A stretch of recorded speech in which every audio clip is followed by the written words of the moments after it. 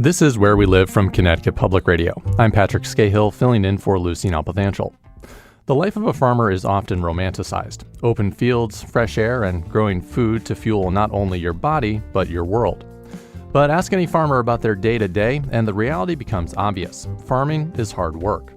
It's a job that's often isolating, subject to the weather, and filled with financial uncertainty. And with so many daily challenges, a farmer's mental health can sometimes become an afterthought. Joining us now by Zoom is Joan Nichols. She's Executive Director of the Connecticut Farm Bureau Association. Joan, welcome to Where We Live. Welcome. Thank you so much for having me. You can join the conversation. Find us on Facebook and Twitter at Where We Live. Joan, I wonder if you can just sort of start at a high level, outline for us some of the challenges that farmers face that can bring on mental health struggles. Sure, absolutely. As you had mentioned earlier in your introduction, while farming can be romanticized, it is very, very hard work. And some of the challenges amongst many are the weather, and the weather, as we all know, has become more extreme. We go from droughts to heavy rain, financial instability. We also have an aging a population of farmers, and with age comes sometimes some health issues. It could be dangerous work, and for our dairy farmers in particular, they're also they have to deal with the federal milk pricing system, so they don't really have full control over their income. And then our farmers are also dealing with fluctuations in market conditions. And also, we're at a point in the age of farmers where many farms also have to think about transitioning the farm to the next generation. And there's also, overlying all of this is what we call the heritage of the farm, or the legacy of the farm, where farms are in multiple generations, sometimes well over 100 years old. And that legacy, while it can be very rewarding, can also be very, very daunting and very challenging if the farm wants to continue, what that's going to look like, or if the farm gets to the point where they can't continue farming anymore, and there's a sense of ownership of that legacy, which can also bring on challenges and stress. And so, Joan, there's a lot to unpack there. When you're interacting with farmers, these are individuals who are often, very self-reliant. They're problem solvers. They're very focused on kind of triaging the issues of the now. If something breaks at the farm, or if there's a weather event. How do you start mental health conversations with farmers? Is it on a case-by-case basis? Where do those conversations begin? It comes from a couple of different places. More often than not, in an ideal situation, it's just a one-on-one conversation that you happen to have with a farmer, and you sort of get the sense that maybe they're struggling. Sometimes it comes from family members who are concerned about somebody in their family that's farming, and they're concerned about some conversations they've had that are a little bit unsettling. And then sometimes our farmers, while it's isolating, often interact with what we call ag service providers during the course of just week-to-week farming, whether it's the driver that's delivering the feed or the veterinarian that's taking care of their livestock. And sometimes it comes from one of those individuals, a veterinarian, or the trucker that's picking up the milk, or somebody that's delivering the feed or supplies to the farm has a conversation with a farmer and gets the sense that maybe there is some challenges there. So farmers are very proud, and that's part of the challenge, is they often don't come directly out and say, I'm struggling, but sometimes people around them get a sense that there's something that they could use some help with. Yeah, I mean, you mentioned their farmers are very proud of their heritage, but I know you've said in the past this is the heritage that often can come with a bit of a burden attached to it, both legacy burden and sort of a farmer feeling like they need to preserve that, and then also just the burden of day-to-day life and things breaking at the farm And then piled on top of that, I mean, this is a proud group. They're usually men. They might not be great at sharing their feelings, like myself, and it can be hard to start those conversations. Absolutely, and that's why I'm very pleased to see that NPR and others have taken on this issue, because it's a national issue. We've seen articles nationally on farmers that are struggling across the country, as well as here in Connecticut. And I think the most important message is it's okay to ask for help. That's another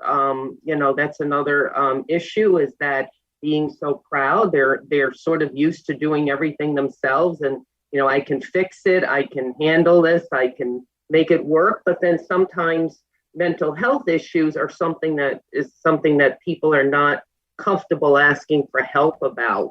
They'll go, if they have a challenge with their physical health, they may go see a doctor and get that addressed. But when it comes to mental health, there's a stigmatism around that, and asking for help is actually a sign of strength. It's not a sign of weakness.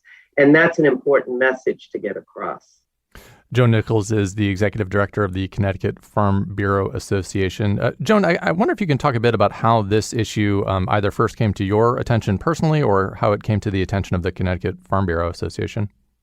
Sure. Well, Connecticut Farm Bureau Association, we are associated with American Farm Bureau Federation down in Washington, D.C., which represents the umbrella organization for the 51 farm bureaus across the country. And American Farm Bureau Federation first brought this to our attention on what was going on, what they were seeing nationally across the country. And then even here in Connecticut, when milk prices plummeted a few years ago, there were a milk cooperative that brought it to our attention. And then the Connecticut Department of Agriculture a few years ago also recognized that this was a problem in Connecticut, as well as University of Connecticut. And so a group of us got together, Department of Agriculture, Farm Credit East, University of Connecticut Extension, and the Farm Bureau. And we sort of sat around the table and said, what could we do to help Connecticut farmers? And one of the things that we did is both myself and a colleague of mine with the Connecticut Department of Agriculture went through what's called QPR training, which is suicide prevention training, and it's sort of a train-the-trainer program. So what we're trying to build here in Connecticut is a sort of a network of service providers that can kind of have their ear to the agricultural community, so we can share resources and help farmers when we find that the need arises. When we're talking about access to mental health care among farmers, Joan, I mean, I'm imagining that sort of varies depending on the geography of where the farmer is located. If they're on a rural farm, maybe it's more difficult for them to access services. But I wonder if you can maybe talk a bit about access to mental health care among farmers. And then, if farmers do find that access, sort of why it's important for the provider to kind of understand where the farmer is coming from and understand what their lifestyle is like. Yeah, that's been sort of an overarching issue as well. It's one thing to recognize that there's a problem and it needs to be addressed. It's another issue to get immediate assistance for farmers that are struggling with mental health, and that urgency is critically important. I have to give a real call out to our colleagues at Farm Credit East. They are a private lending institution. They've been the farm credit system has been around for over 100 years to assist on the financial side of farming. And a few years ago, they contracted with a mental health provider to sort of a 24/7 800 number that a farmer could call at any time and get some assistance. And as a result of these roundtable discussions, we found out that Farm Credit was offering this. And I have sent that reference to a couple of farmers. And the response I've gotten is that it was really good to be able to call somebody 24/7 And most importantly, they got somebody on the line that not only was trained in mental health care, but also understood agriculture. And so once they had that interaction initially over the phone, and they realized they could pick up the phone and to speak to somebody, it sort of relieved a little bit of the stress of how do I even start the conversation. And then ultimately what they need to do is also be in touch with a provider here in Connecticut. And that's a little bit of a challenge. Part of it is because of the insurance part of it. Some farmers many of them are self-insured with high deductible systems or programs. So, that's part of it, is what we've heard, is getting access locally that's affordable can be a challenge. But once they get somebody on the line, then oftentimes that's the first step to getting them to somebody locally. Have you found that the pandemic has amplified these challenges in any way or affected them in any way? I don't know. I think farmers go 24/7 regardless. We all eat, so we all need food. And so farmers keep going. I think some of the challenges with COVID is we've had labor shortages in agriculture for years, and the pandemic has made that more acute. So where our farmers are experiencing acute labor shortages, and more recently, the past year or two, rising input costs, fertilizers, fuel, everything has skyrocketed. Some of that's attributed to a fallout from the pandemic. Some of it are more recent global issues that's affected that. But that all affects the farmer's bottom line and profitability, and that certainly can also address, mental health issues. So I think during the pandemic, most of it was pivoting to address market conditions. How did they get their product out into the marketplace, and also dealing with the supply shortages. That was a real challenge for our farmers. But again, they're resilient and they make it work, but it certainly doesn't make the mental health problem any easier. For farmers out there, Joan, who might be feeling that they're currently struggling with mental health challenges, or they have struggled in the past with mental health challenges, what would you want your message to them to be? I think the message is, first of all, please ask for help. Ask a family member for help. Go to your local physician and just say, listen, I'm really struggling with something here and I need help. By all means, any farmer in the state can call me at Connecticut Farm Bureau. Our general number is 860-768-1100. And I'm happy to speak to any farmer in the state that's struggling. And also, I would call the Farm Credit System, Farm Credit East, and find out about their consulting services. So, or also call either the Connecticut Department of Agriculture. Also, they're in tune to resources that can help farmers. That was Joan Nichols, Executive Director of the Connecticut Farm Bureau Association. Joan, thanks so much for coming on today. Thank you so much. Take care. From Connecticut Public Radio, this is Where We Live. I'm Patrick Scahill, filling in for Lucy Nalpathanchel. You can reach the Farm Aid hotline by calling 1-800-FARM-AID or 1-800-327-6243. If you or someone you know is having thoughts of suicide, call or text the National Suicide Prevention Lifeline at 988. Coming up, we'll learn more about the challenges facing new farmers and how those challenges can be magnified when the farmer is a person of color. You can join the conversation or find us on Facebook and Twitter at Where We Live.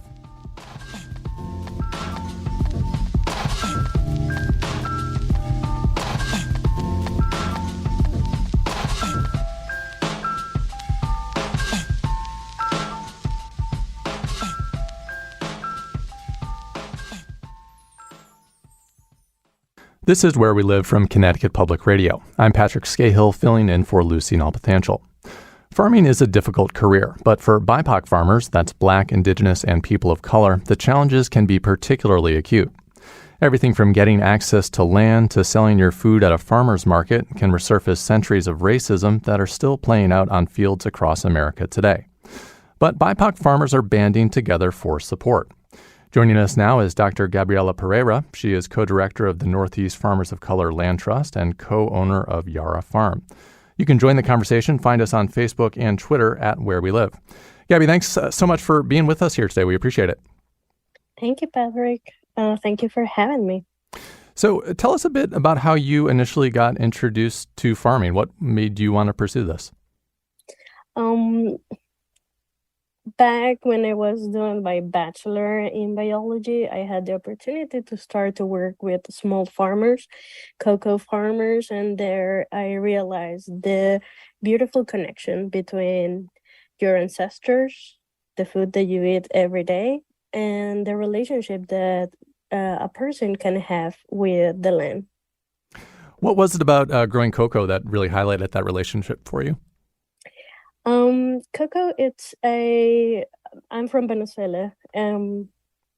Cocoa is a crop that has a lot of history, both in colonization and before pre-Columbus days. So cocoa was, the plant was given to us thanks to many generations of amazing indigenous farmers that gave us the plant that we have today. And in Venezuela, back in the 19th century, we were a very important country regarding cocoa plantation. But nowadays, it is more cultural, and small farmers, especially women, are the ones that are in charge of the production, the cultivation, the keeping of the seeds and the varieties that gives Venezuela one of the, I will say, best cacaos in the world, but of course I am biased.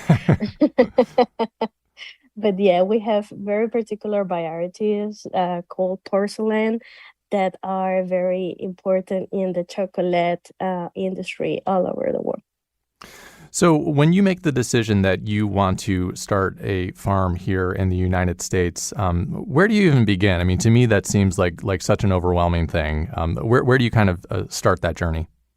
Totally. Once I understood and realized that the United States is my home now, and it will be my home for many years to come, I had a conversation with my wife, and I explained how much for me as an immigrant, as a daughter of immigrants, granddaughter of immigrants, is to be related to the land in a meaningful way. Farming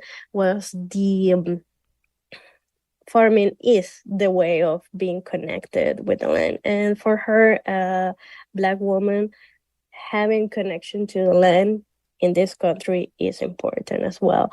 So we began with the idea of starting a small farm, something between 5 to 10 acres, that will allow us both to plant the seeds from cultural relevant crops that speaks to each one of our cultures. And from that idea 4 years ago, we are today in our first year of production at Yara Farm, growing those seeds. Talk about what it was like to find farmland. Was it hard? Very hard. We don't have disposable income. We don't have family money. We don't come from money. So our first approach was to lease land, because we cannot afford to buy land with the price of development right now. We cannot compete with those prices. Yes, it took us probably 2.5 years and 1 year of fully going to lands, looking if that is a good land for us. Every time we were outbid by somebody that wanted to purchase the land in cash, 40% more of the value. But we finally got to a place where the landowner wanted to preserve the land. And when I say wanted to preserve the land, is for her was important that the land was in production, was sustainable was Stewart. She gave us the opportunity to my wife and I to look into what Yara Farm might look there. We're speaking with Dr. Gabriela Pereyra. She's co-director of the Northeast Farmers of Color Land Trust and co-owner of Yara Farm. I wonder, when we think about access to land, Gabby, this is, as you were saying, it can be very difficult just to find land. But when you do find it, a lot of farmers I've spoken with here in Connecticut have said there's a whole host of other issues that arise, everything from, tilling the soil to even finding water access on the land itself. What do you hear from farmers when they talk about land access and working the land? What are challenges that pop up there for them? Definitely. Thank you, Patrick, for that question. I work for the Northeast Farmers of Color Land Trust. There, we are a network of 530 farmers and land stewards of color throughout the Northeast. And we very often talk about this in our network. Once we get to the land, what comes next? And it is as challenging as find the land, because you might have a business plan, you might have crop plan, but then you hit the reality of where do I get the tools? Where do I get the equipment? How much can I do that was in my plans versus the reality of working the land for the first year. So there is a lot to do regarding irrigation, preparation of the soil, in a meaningful way that speak to sustainability and stewardship values that we have. And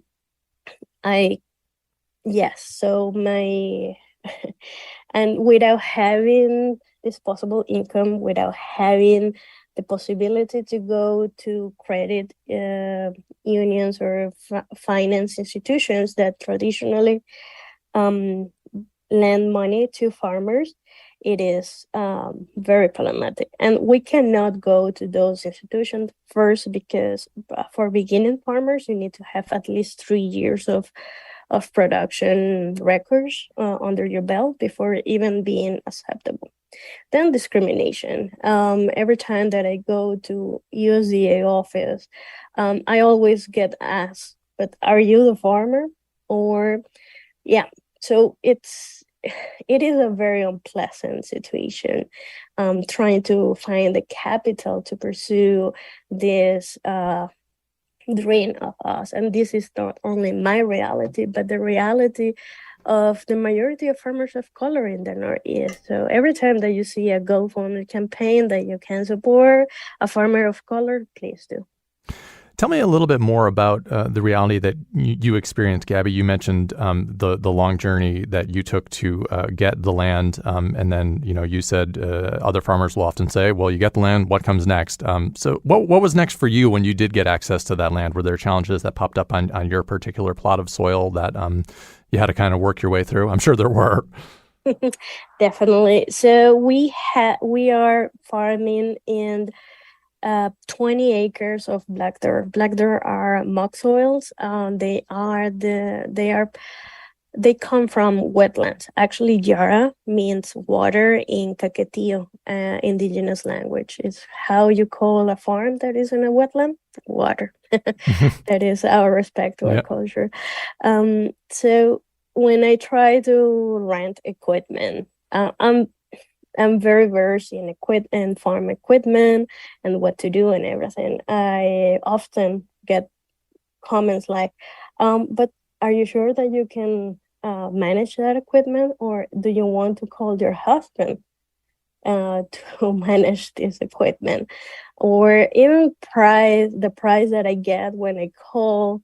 I did this once. I asked a friend,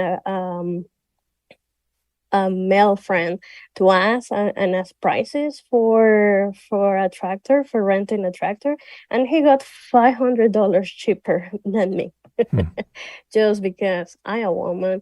So it's when the whole system is designed to support white men under 50s, it's very difficult for anyone that they're to step up in that space, to have the services, to have the respect, and to have the welcome as a farmer. It's something I do not have to tell you, Gaby, is this idea again, that farmers, it is such a difficult job. It is a job where there are so many day-to-day challenges. But then, obviously layered on top of that are the challenges that you're outlining when you are a farmer that doesn't look like a white male in a plaid shirt on a green tractor, right? It's those challenges are magnified even more. And I wonder just, if that's ever made you feel like an outsider in the farming community, or just how that sort of impacted, you personally. The overall farming community, yes, we are an outlier. When we see the numbers of Connecticut, for example, Connecticut has 5,521 farmers. 5,498 identified as a white. The average age is 57.2 years old. Definitely, we are outliers from that demographic. However, we are a growing community that we have each other back. And that is the purpose of the farm is Farmers of Color Land Trust. We say that we create programs for us, by us. We all are land stewards in a way or another. And within there, we find our community, our support. We seek knowledge transfers. A lot of the we are probably 1 or 2 generations away from the land when many of our ancestors needed to go to urban places for whatever reason. Then the knowledge of surviving on the land, the knowledge of being in relationship with the land was lost.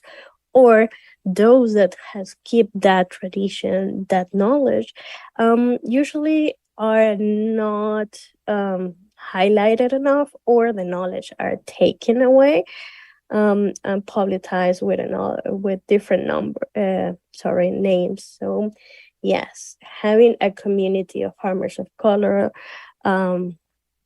next to you, and maybe it might not be physically, but nowadays that we have social networks, it's and other ways of connect with each other, it is a difference for me, for my wife, and for my community. Knowing that we are not alone, it makes a big, big difference. And there is communities of queer farmers as well around the Northeast. And we're going to talk a little bit more about the importance of that community coming up here in a few minutes, Gaby. I did want to very quickly play a clip here. All summer long, Connecticut Public Radio has been speaking with BIPOC farmers across the state. A few months back, we spoke with 2 young farmers, Sarah Rose Kareem and Azim Zakir Kareem. Sarah is white, Azim is black and Native American, and this married couple says farmers at farmers markets would sometimes treat them differently depending on who's behind the stand. There was one farmers market I had to work for. This on the very last day, I show up and suddenly no one's coming near the booth. And she was like, why is no one coming? This is so strange. Why is no one here? I'm like, 'cause you got a black dude here. This isn't, a place where you just find black people walking around. People will just kind of slide right past you and go to the white farmer. My first instinct is it really that? And then I look and I have to agree. If a white man is selling ice and a black man is selling ice, we automatically assume the white man got superior ice. The white man's ice is colder. So if we're in that market and it's a white area, right? You have to qualify yourself as being worthy to entertain them. And then they tend to look at it as, I'm doing you a favor. I have to make them like me. Who cares about the product? You have to like me. Right. In black areas, if there's white competition, I have to, play a card. Like, hey, come on, man, support a brother. Here we are doing for the family. What's good, kid? Hey, yo, I'm right here from this environment. You know what I'm saying? I'll come from here. And if you look and if you go to the hood, we are the ones who run out of food first. White areas can hold on to their grocery store food and they have better food. Gaby, you were speaking earlier about the need for BIPOC farmers to form networks of support. As I've been speaking with farmers all summer here in Connecticut, you hear the same stories over and over again, and you do hear the need among farmers and a desire for that network of support to share stories like the one we just heard. I wonder if you can maybe just sort of react to what you were hearing there. Was there anything that kind of stood out in that clip to you? Definitely. Yes. Yeah. Yes, I agree 100% with Brother Blessing. I have that experience too. Selling in farmers market within majority white communities. That is the the reaction of the customers. And it happened to me. I provide services as well to farmers, and I was visiting one flower farmer that I support through NIFOC, and he is indigenous from Mexico, and he has been growing flowers in this country probably for 32 years. There is no one more expert than him. And this lady comes and starts to ask me all this question about the flowers. And I say at least 3 times, he knows, he speaks English, he is the expert, he is the farmer. And this lady was asking me again and again the questions, despite the fact that at least 2-3 times I told her he is the farmer, he grows these flowers, he is the expert. So it is the assumption within our communities, the larger communities, that who is a farmer, as you say. We need to debunk this idea that a farmer, it is a white guy with a green tractor and a plaid shirt. We come in many races, ethnicities, shapes, genders, and we're here to grow your food, your cultural appropriate food as well. And that is why me in particular, within my farm, I focus on cultural relevant products for my community, and I sell where Caribbean communities go and live, because I don't need to explain somebody from the Caribbean what is the taste, the flavor, or the use of the crops that I grow, like ají dulce. Well, and that's another point I wanted to bring up, Gaby, is this idea of what is being sold at farmers markets, right? And if a farmers market is in an area, is it providing food that is culturally relevant to the people that live in that area? And the answer seems to be sometimes no, sometimes it's not. I mean, sometimes they're growing kale for a community that doesn't really want to use kale in their cooking. They want to use something else. Can you talk a bit about that idea, making sure that farmers markets in the area where they are actually selling the food for that community? For me, food is culture, right? Food is not a trend, and that is a problem with kale. Kale and collard greens, for example, are the same plant species, but you cannot sell, or you will not have the same profit selling collard greens in the Northeast versus kale. So farmers have to make the decision how to make money, and they grow kale, among others examples. So when we see the food trends affect how the public, our communities, see what is healthy and what is not, we as a farmers usually face very difficult decisions on what we grow. Does this speaks to the reality of my values and what is the profit that I want to do? And I want to say that Joan, she speaks about finance and profit. The Connecticut farmer, the net cash farm income is $14,000 per year. Imagine what is sustain your family with $14,000. That is below poverty level in the United States.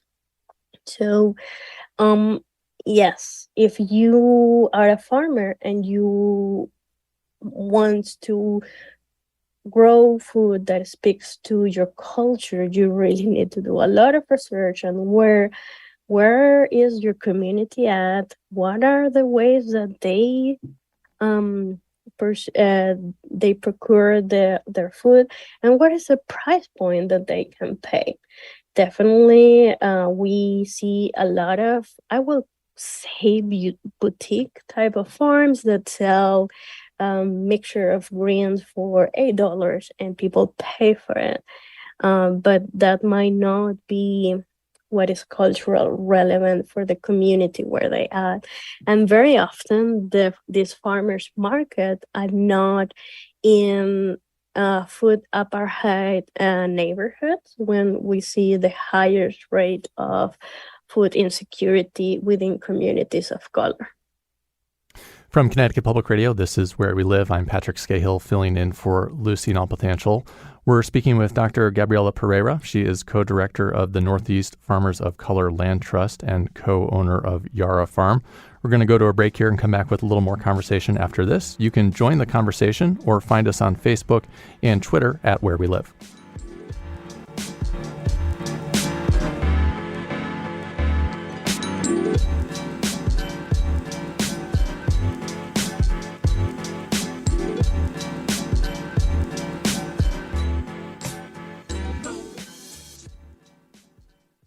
This is Where We Live from Connecticut Public Radio. I'm Patrick Scahill, filling in for Lucy Nalpathanchel. Today we're talking about farming and the challenges faced by one particular group of farmers, those who identify as BIPOC. That's Black, Indigenous, and people of color.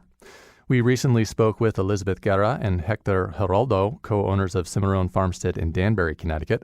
The couple says people of color have been farming for generations as slaves and as immigrants. My family is from the northwest province of Esmeraldas in Ecuador. My mom lived on the farm when she was in Ecuador, and so my mom always made sure that she always had like a little planter in front of her house. I come from the Dominican Republic. I'm an immigrant. Even within my own community, I don't fit because, I have an accent. Sometimes I bust out with my Spanish, and they get confused, like, what's this guy with dreadlocks talking Spanish? Overall, 95% of all farmers are white. For me, it's finding that balance of where we fit in this farming world, especially in Connecticut. So I think the statistics are really interesting too, just because it's what people define as a farmer. Mm-hmm. And if you look at the people who are actually on farms doing the work, they're not defined as farmers. And so I think the change in culture, the change in how we define what farmers are and who does the actual work would change those statistics completely. Joining us is Dr. Gabriela Pereyra. She is with the Northeast Farmers of Color Land Trust and co-owner of Yara Farm. You can join the conversation. Find us on Facebook and Twitter at Where We Live. Gabby, we heard some statistics about farmers in that clip that we just listened to. Obviously, the statistics are one thing. Reality is another. I guess, what do those statistics about who actually is doing the farming, what do those statistics miss? Humanity behind numbers. We humans tends to really see numbers when they are too big or too little. We cannot really grasp a good idea of what that numbers means. When we see that in the United States, 8 out of 10 hands that touch your food are immigrants, are Spanish-speaking immigrants. It's very different than when we say 98% of the farmers are white, right? So when we say that the people that care about your food, the people that are in the fields doing the work on their heat waves, on their rain, on their everything, it is an immigrant that feed you. It's very different. Usually we have this preconceived idea that a farmer, it is a business owner, and we say labor as this word that keep us from the reality that we are talking about people. farmer to me is every single person that are out there in the fields, even if it's urban, small urban farms, are there cultivating your food, taking care of the animals that you eat, that preserve the use of the seeds that comes from your culture. That is a farmer. It is not who owns a business or who is an employee. And that is, in my opinion, how we as a society can be more in relationship with the food that we eat, because if you know your farmer, if you know who grows your farmer, I bet you will have a better connection to the meals that you prepare at home with your family or you eat elsewhere. One thing I know you've said in the past, Gaby, is that land is not a commodity to be had. It really is. It's time. It's an investment of time. It's an investment of energy. It's an investment of a farmer's love and passion. I'm sure this is a theme that comes up over and over again when you speak with farmers that are in your network. That this is something they're really pouring their heart and soul into. Definitely, it is not that land is not it is not an investment, and land is our kin, right? Land is not property. We cannot own a kin. If you think about your child, when they are born, there is a paper that said that you and they are related to each other. That is how I see deeds, property deeds. Just because you have a deed, that doesn't make you an owner. That makes you a steward, and you have the responsibility to take care of that land for you, for the land, and for many generations to come. And that is one of the breaking points on how we relate to agriculture here. It is through a labor of love, pretty much, on preserve your culture identity through the food that you eat, is to preserve the land for future generations and for the conservations of water, soil, and all these wonderful kins that feed us. So we nurture them and they feed us in return. Can you describe a bit for me the community of farmers on your land and the network that you're working with? Definitely.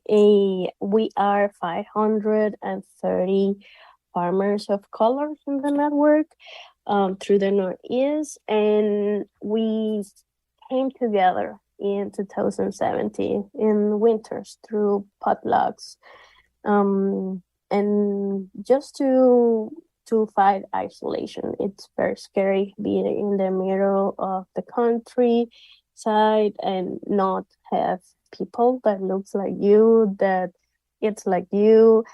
So in 2017, in the winter, a group of 25 farmers came together and they decided that the best way to be in relationship among each other and with the land is through the creation of a structure as a land trust. And from 2018, the 21 first members grew what we have today, 530. And we create already the land trust that we have 4 different programs that they complement to each other. We have community conservation, we have relationship and reciprocity. We have policy and climate justice, and we have the land network program.